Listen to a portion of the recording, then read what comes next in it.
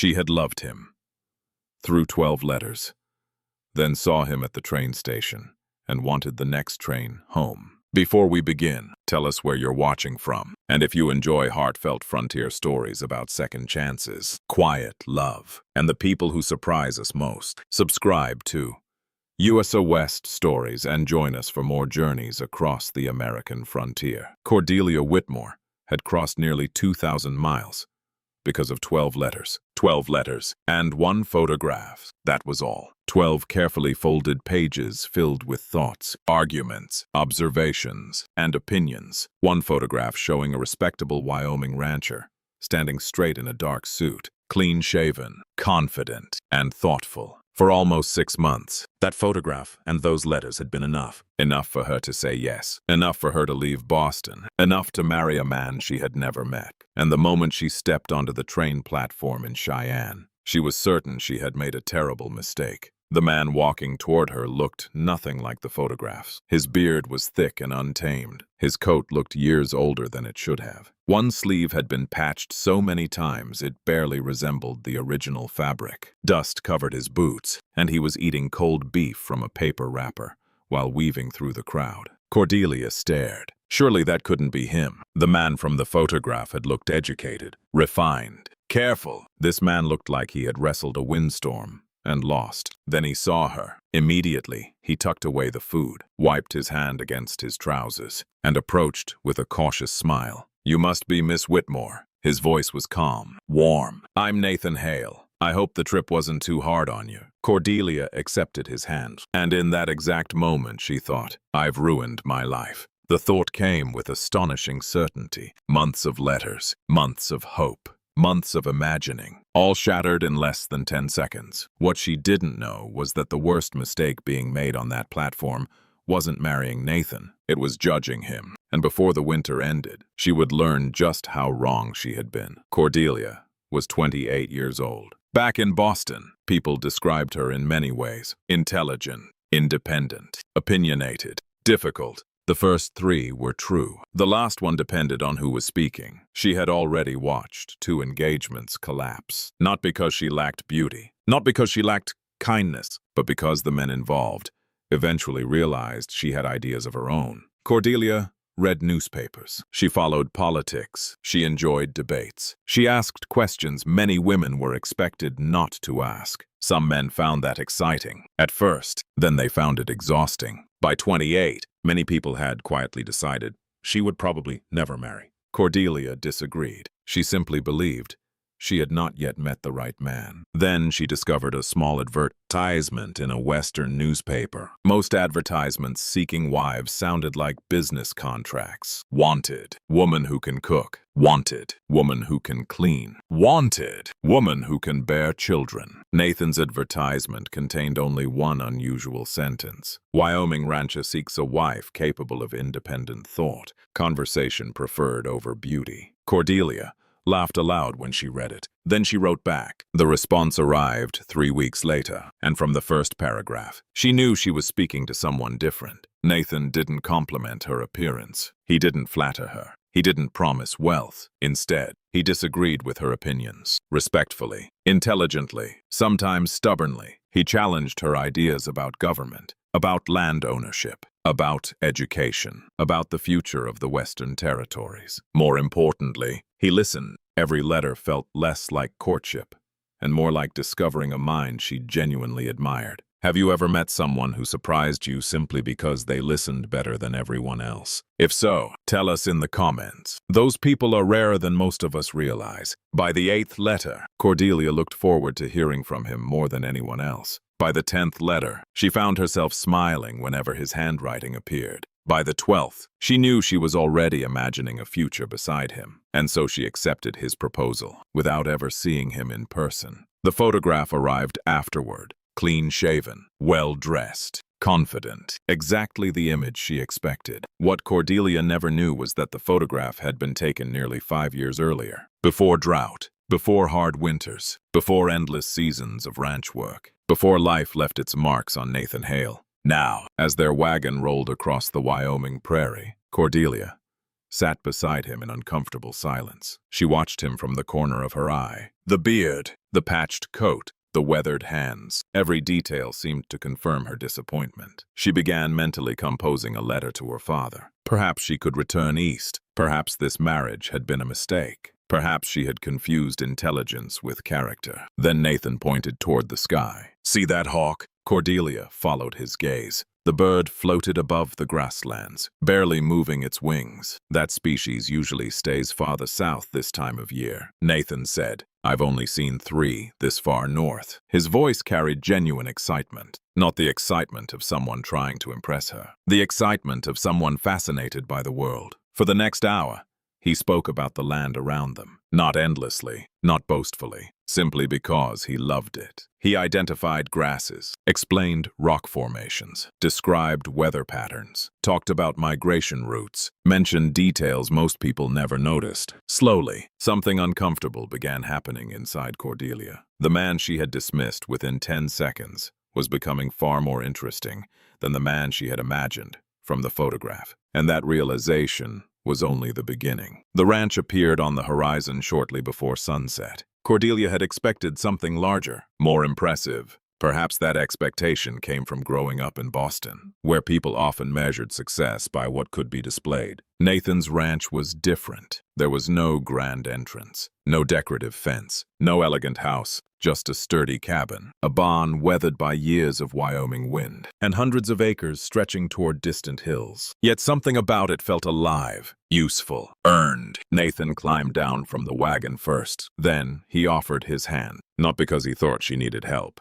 because he was being courteous. Cordelia accepted. The gesture surprised her. For some reason, she had expected roughness. Instead, she found consideration. Inside the cabin, she discovered another surprise. Books everywhere. Shelves lined one wall. More books sat stacked beside a desk. Others rested near the fireplace. Agricultural journals, history, philosophy, geography, science, even several authors she recognized from Boston. She turned slowly. "You've read all these?" Nathan looked almost embarrassed. "Most of them. Most. Some twice." Cordelia stared. The image she had formed on the train platform cracked a little further. Then Nathan showed her something she had not expected at all. A second bedroom. "This room is yours." Cordelia blinked. "Mine." Nathan nodded. "You're in a strange place with a man you've never met. I figured you'd want your own space." For a moment, she didn't know what to say. Many husbands would have viewed marriage as immediate ownership. Nathan seemed to view it as the beginning of trust. "We're married by law," he said quietly. "The rest can happen whenever it happens. No pressure from me." That night,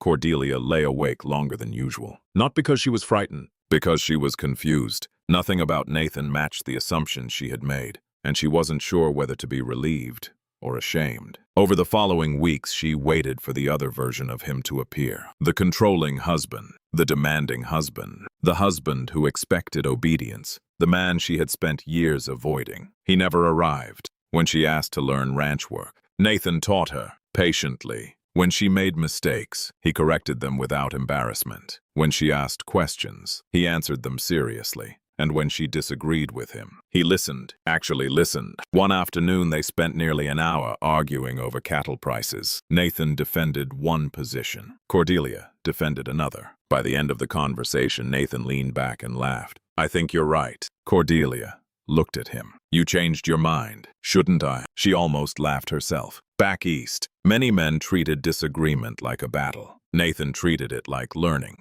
That difference changed everything. About 2 months after arriving, Cordelia discovered the ranch's bookkeeping records. Or rather, what passed for bookkeeping. The ledgers were a disaster. Numbers scattered everywhere. Expenses recorded inconsistently. Receipts tucked inside random pages. Cordelia spent 3 evenings sorting through the mess. Finally, she presented Nathan with a new system. He studied it carefully, then smiled. "You're much better at this than I am." That was it. No defensiveness, no wounded pride, no argument, just honesty. From that day forward, she managed the ranch accounts. Within weeks, she found several costly mistakes. Within months, profits improved noticeably. Nathan couldn't stop talking about it. At the general store, at livestock auctions, to neighboring ranchers. "My wife saved me more money than my cattle ever did." The first time he said it publicly, Cordelia nearly turned red. But secretly, she liked hearing it. Not because of the praise, because of what it revealed. Nathan wasn't threatened by her abilities. He was grateful for them. If you've ever had someone genuinely support your strengths,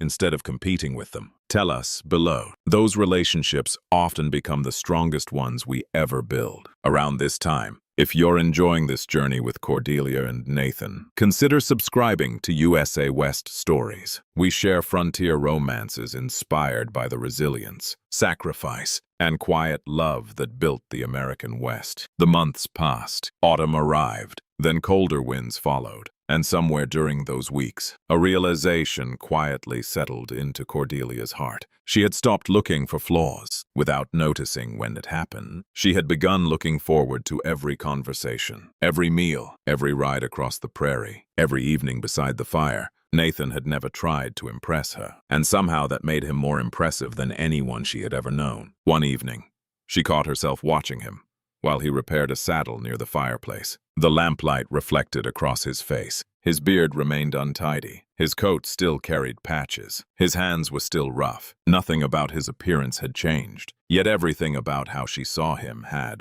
The man she had nearly rejected on a train platform was becoming the person she trusted most. She wasn't ready to admit that aloud. Not yet. But her heart already knew. Winter was coming, and winter would reveal just how much that truth mattered. Winter arrived early that year. The first heavy snowstorm swept across the Wyoming plains before Thanksgiving. By December, fences disappeared beneath drifts. By January, every trip outside required planning. Nathan had lived through enough Wyoming winters to respect them. Cordelia was still learning. She loved proving she could handle ranch life, sometimes a little too much. One cold morning, a section of fencing along the northern creek needed inspection. Nathan intended to go himself. Cordelia insisted on helping. "You don't need to protect me from every chore." Nathan smiled. "I wasn't planning to." "Then let me go." He hesitated, only briefly, then nodded. "Stay off the creek crossing." "Why?" "The ice isn't reliable." Cordelia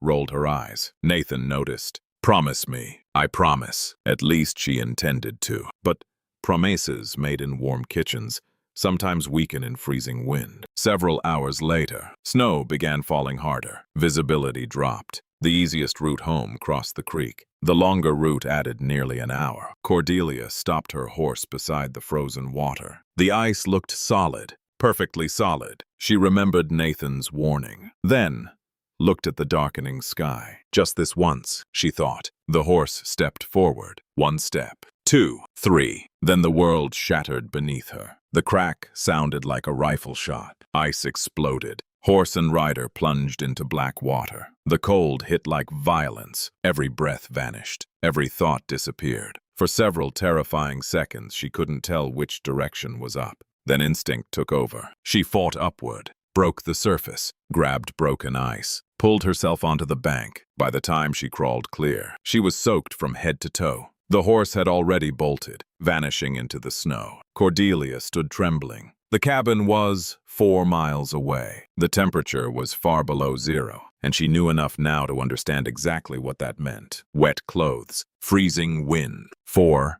miles. The numbers didn't work, not even close. Still, she started walking. One step, then another, and another. Snow struck her face. Her hands grew numb. Her legs became heavy. The prairie seemed endless. She tried to focus on Nathan, on the cabin, on the fire, on reaching home. But gradually, the cold began changing everything. Thoughts slowed. Fear faded. Even urgency disappeared. A strange sleepiness replaced it. She stumbled, recovered, stumbled again. Eventually, she sat down, just for a moment, just long enough to rest. The snow felt oddly comfortable, warm even. That should have frightened her. Instead, it felt peaceful, and somewhere through the haze, she realized something. She might never see Nathan again. The thought cut deeper than the cold, not because she feared dying, because she finally understood how much she loved him. She loved the man she had judged, the man she had underestimated, the man whose patched coat had made her question everything. She loved his patience, his kindness, his intelligence, his quiet strength, and she had never actually told him. Tears mixed with melting snow on her cheeks. Then, through the wind, she heard something, a voice, distant, calling her name. At first, she thought she imagined it. Then she heard it again. Cordelia. The voice was desperate. Closer now. Cordelia. Nathan. She tried to answer. Nothing came out. Moments later, a dark figure emerged through the storm. Nathan rode at a full gallop, searching, calling, refusing to stop. When he finally spotted her, relief flooded across his face so powerfully it looked painful. He leaped from the horse before it fully stopped. Cordelia. His hands gripped her shoulders. For the first time since she had known him, he sounded frightened, genuinely frightened. She managed a weak smile. You found me. Of course I found you. He wrapped his coat around her immediately. The same patched coat. The same coat she had silently mocked on the train platform. Then he lifted her onto the horse and climbed behind her, holding her upright, holding her close,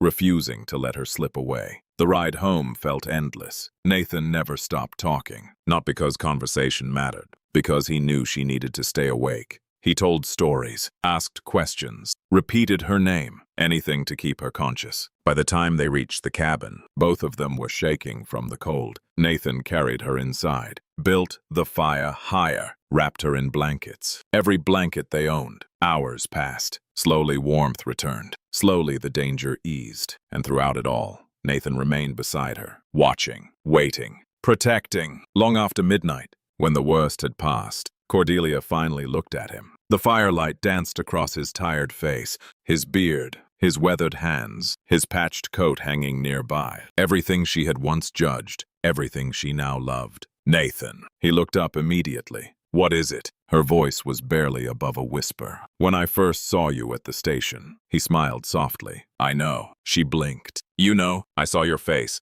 despite everything. She almost laughed. Nathan continued. You expected someone else. I thought I'd made a terrible mistake. I know. The confession hurt, even now, especially now. I judged you in less than a minute. Nathan leaned back quietly. The fire crackled between them. Finally, he said, most people do. Cordelia lowered her eyes. I'm ashamed of that. Nathan studied her for several seconds, then shrugged. I wasn't worried. You weren't? No. Why? A gentle smile appeared. Because by now, she knew that smile meant he was about to say something she would never forget. Because sooner or later you'd meet the real me. He paused, and I'd meet the real you. Cordelia felt tears gathering again. Nathan continued softly. Letters start a story. His eyes met hers. But it takes a winter to finish one. For a long moment neither spoke. The cabin was silent except for the fire. And in that silence, Cordelia finally stopped defending her pride, stopped pretending, stopped hiding from the truth she had known for months. She reached for his hand. I love you. Nathan stared at her, then smiled. Not dramatically, not theatrically, just honestly, the same way he had always loved her. I was beginning to wonder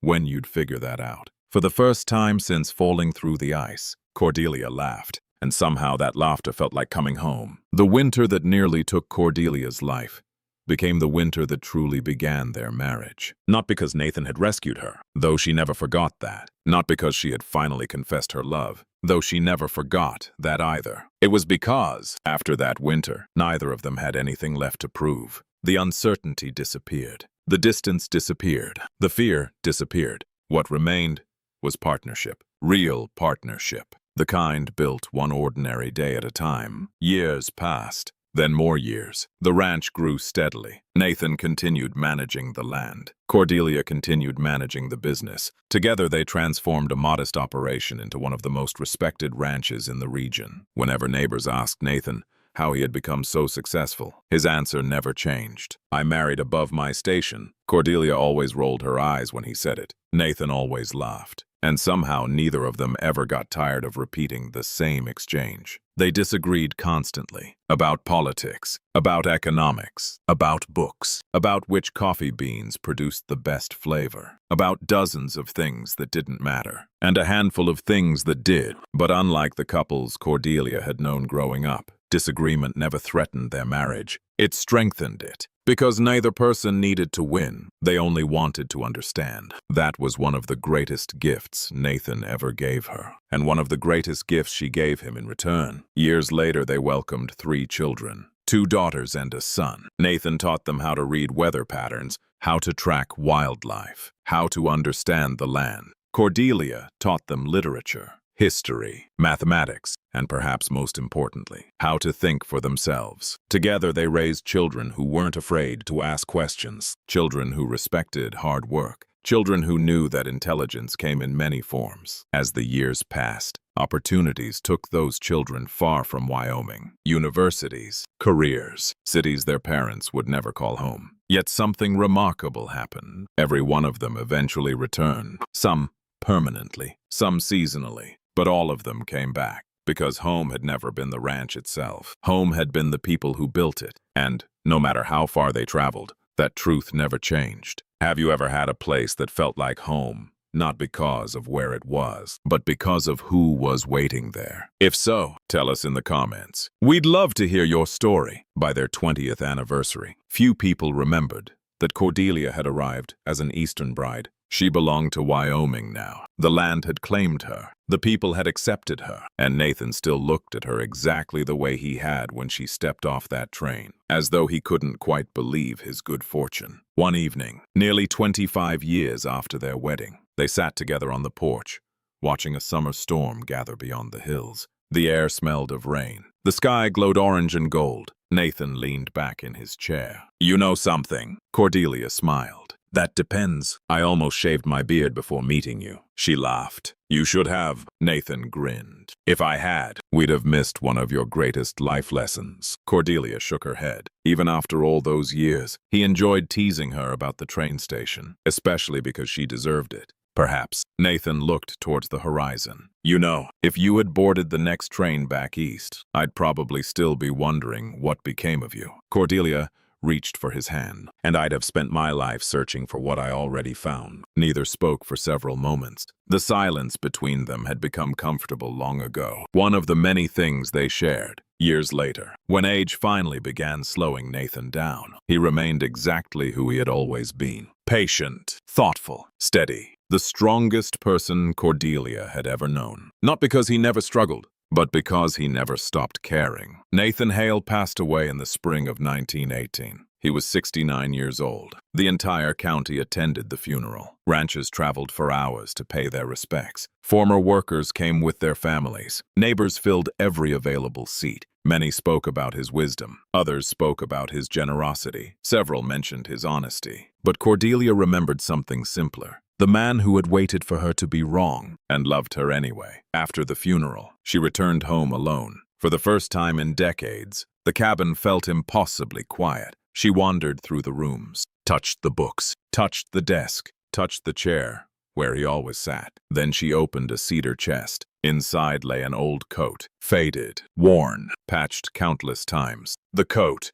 the same coat she had first judged on the train platform. The same coat he had wrapped around her after she fell through the ice. The same coat that had saved her life. Cordelia lifted it carefully, running her fingers across the fabric. The hole at the elbow remained exactly as it had been. Family members offered to repair it. She never allowed them to. Years later, one of her granddaughters finally asked, "Why, grandmother? Why keep it like that?" Cordelia smiled. Because the answer had become one of the most important lessons of her life. "That hole taught me something." "What?" Cordelia looked toward the window, toward the land she and Nathan had built together, toward a lifetime she nearly lost before it began. "It taught me how easy it is to judge someone." Her granddaughter listened quietly. Cordelia continued, "I looked at that coat and thought I understood the man wearing it." She gently folded the fabric. "I was completely wrong." The little girl frowned. Then, what should people look at?